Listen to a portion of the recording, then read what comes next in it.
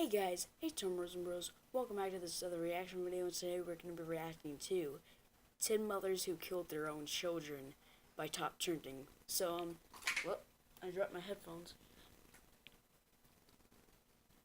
The person who suggested this was,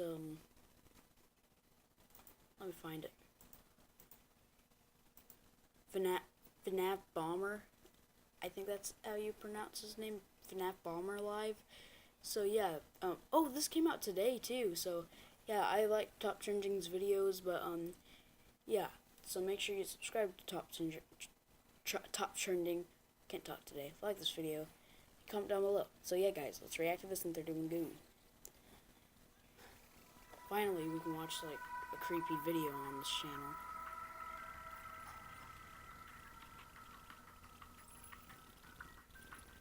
In November 2001, Andrew Bagby decided to break up with his then-girlfriend Shirley. I think that looks like Jack Black. In turn, shot Andrew in the back 5 times, killing him. Upon learning she was a suspect of the crime, Shirley fled to Canada. While on the run, Shirley discovered she was pregnant with Andrew's baby. But before she could give birth, Shirley was arrested and placed in jail, where she would now spend the rest of her pregnancy.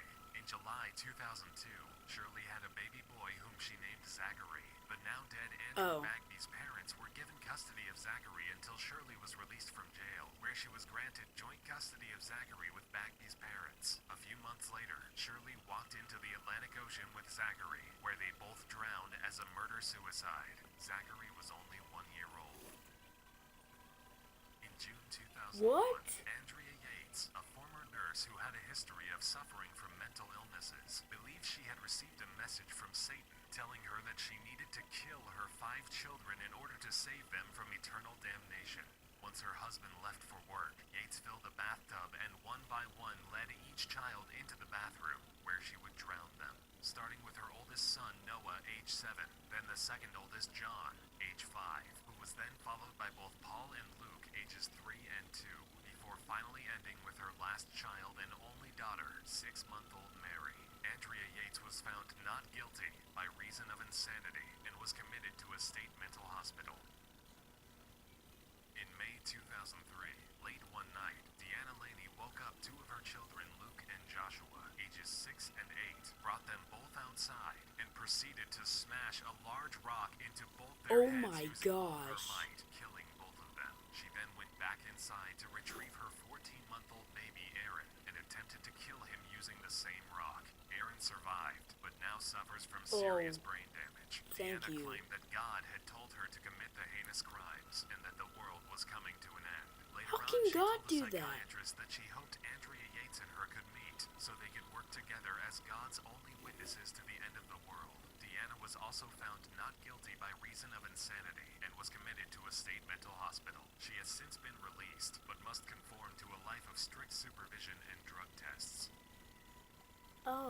Late night in October 1994, a frantic Susan Smith started banging on a door saying a man had entered her vehicle while she was stopped at a red light, ordered her to leave the vehicle, and drove off with her 2 kids in the back seat. However, 9 days after the search for her missing children began, Susan told authorities that the kidnapping was a lie she had concocted to avoid taking blame, and that she herself had taken the boys to John D. Long Lake, strapped them into the back seat, let the handbrake down, and rolled the car into the water. Why? Her reasoning was that her new boyfriend had previously told her that he did not want to continue their relationship due to her having kids with another man. That's what I thought was good. Oh, I know her. The home of Mitchell Blair and discovered that the mother had killed 2 of her 4 children. I've heard this in the news. 9-year-old Stephen Barry and 13-year-old Stoney Blair. During the trial, one of this the was crazy. I that as a I heard this on CBN. boiling water on them, starved them, beat them, and even choked them, which is the cause of death of the 2 kids who passed. Mitchell herself said that while she did not intend to kill the children, she was proud of what she had done and would do it again if she had the chance. On a Monday evening of December 2011, Rochelle Rimmer had taken herself and her 2 children to the welfare office of the new Texas town in which they just moved to in order to collect food stamps. Unfortunately, Rochelle was denied the food stamps because she failed to inform the court and her former husband, whom she shares the children with, of her recent move. In a desperate attempt, Rochelle pulled a gun on the entire office and began a standoff with the local authorities, which lasted 7 hours. During the standoff, her 12-year-old daughter, Rami Grimmer, had made a few Facebook updates on her profile, such as "I'm bored" and "may die today." The mother ended the standoff by shooting and killing both Rami and her 10-year-old son, Timothy Grimmer, before finally ending the standoff by shooting herself. In August 2010, when Teresa Riggi was informed by her estranged husband Pascal Riggi that he will begin seeking more custody over their two twin 8-year-old boys Austin and Luke and their 5-year-old daughter Cecilia, she told him to say goodbye to his children. Oh As an my act of gosh, rebellion, that is Teresa climbed onto horrible. the balcony of her home and intentionally dove headfirst into the ground where she was caught by a passing neighbor. Once paramedics and police arrived, they discovered that prior to her suicide attempt, she entered her children's rooms and stabbed them all 8 times. All 3 children died. Teresa was sentenced to 16 years in prison, but was found dead in her cell 2 years later after successfully killing herself. How does she Over the do course of that? 13 years, Mary Beth Tinning How'd she killed do 9 that of her though? infant children, If she with was the in exception jail? of the first child, who died in the hospital. Mary Beth would bring her newest child I into bet this the is an hospital, old claiming death. that the baby was having seizures. Each time, doctors would find nothing wrong with the baby and send the 2 back home, only for them to return, only this time with a dead child. It wasn't until her 9th child passed away in 1985 that authorities began to look closer at what had caused the death of said children. Police found that every time a child was brought into the hospital or passed away was when it was alone with Mary Beth. When pressured, she confessed that she would smother them with a blanket until they Dang. stopped moving. She received a 20-year prison sentence and has been denied parole multiple times. Thankfully, the next 2 and final stories contain no child killings, but the stories of these mothers are equally as crazy as the rest. Okay.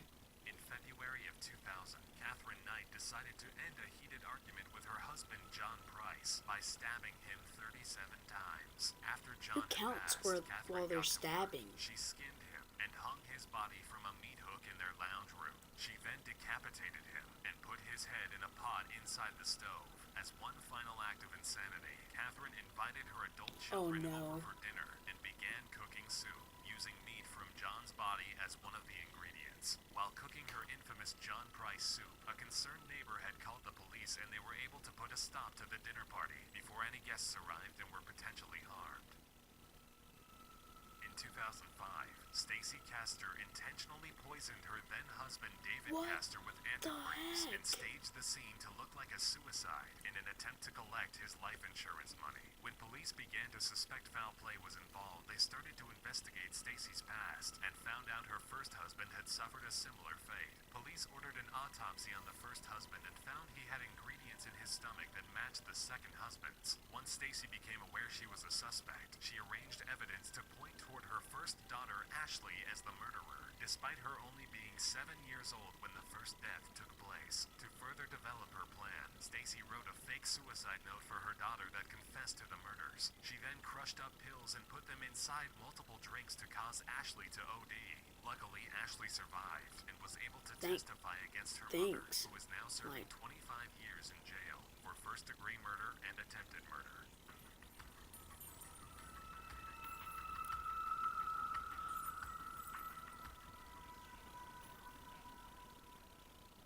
Like,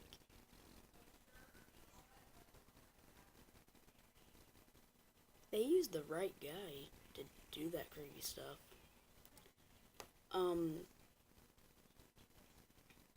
So yeah, I hope you guys enjoy this video. Subscribe for more videos on weekdays and six videos on Saturdays. Hope you guys enjoy this video, and so bye and peace, and we'll see you in the next video.